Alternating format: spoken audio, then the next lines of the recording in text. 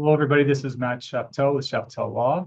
And today I'm talking about the October Visa Bulletin, which dropped on Friday, which is very exciting. This is one of the most anticipated visa bulletins of the year for the obvious reason that the start of the next fiscal year is in October. So this is the first month of the federal fiscal year of 2026, which means there's more visas allocated, or the annual number of visas for employment and family are kind of recharged for the next year, and the Visa Bulletin can reflect that new flow of visas coming in. And what happens is it generally bumps up the final action dates and the filing dates in the Visa Bulletin, so people get a lot more movement typically from September to October than other months. So I'm going to pull up the October Visa Bulletin. I'm also going to pull up the September one so we can see these jumps. But before we kind of look at the jumps, which unfortunately were not as large as we were hoping and has been in past years, but there still were some movements we want to talk about. But before I do that, I want to make sure everyone understands the difference between a filing date and a final action date.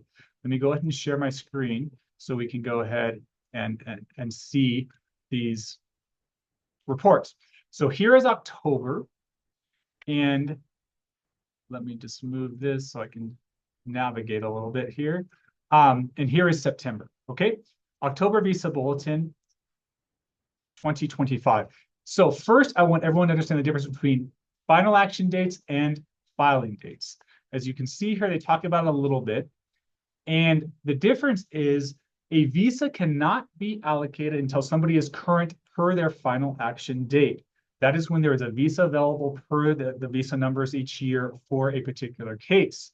However, a number of years ago, both the Department of State, if you're consular processing your final immigrant visa to become a resident, or adjustment of status via USCIS, created this idea of a filing date, which just means you can file ahead of time. Why not? We know how long these applications take to process. The idea is you can file ahead of time, and while they're reviewing your case, by the time they actually get to a final decision or an interview, you'll be current. So let's start ahead of time. That's the concept. Now, there's a two-tiered analysis, however, with USCIS if you're adjusting status. If you are, apologies, my phone's still on. Great technique there.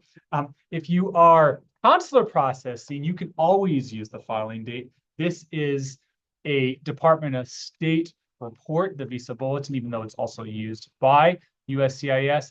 And it kind of describes right here, if you are consular processing, you can always file your final documents with the National Visa Center per those filing dates. However, for USCIS, it's a two-tiered analysis. They do not always let you use the filing dates.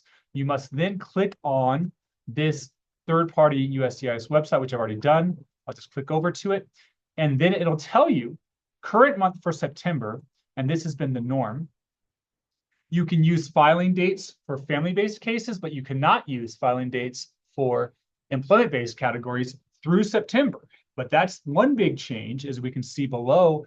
Finally, USCIS is also allowing us to use filing dates, which are a little bit earlier, a little bit better than just final action dates for employment-based cases as well. So that's one of the biggest changes in the October Visa Bulletin. We can now use filing dates for our employment-based cases. Now, in terms of movements, let's take a look real quickly. There were not as big movements as we had hoped. On the family side, the one big movement, which is very important and most kind of topical typically, is F2A, spouses of permanent residents or children of permanent residents under 21, which is the shortest line of all these lines in the family-based preference categories.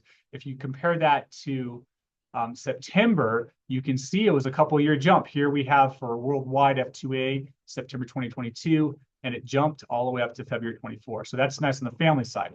Now let's go to employment-based cases. We did not see very much movement at all on final action dates, sadly.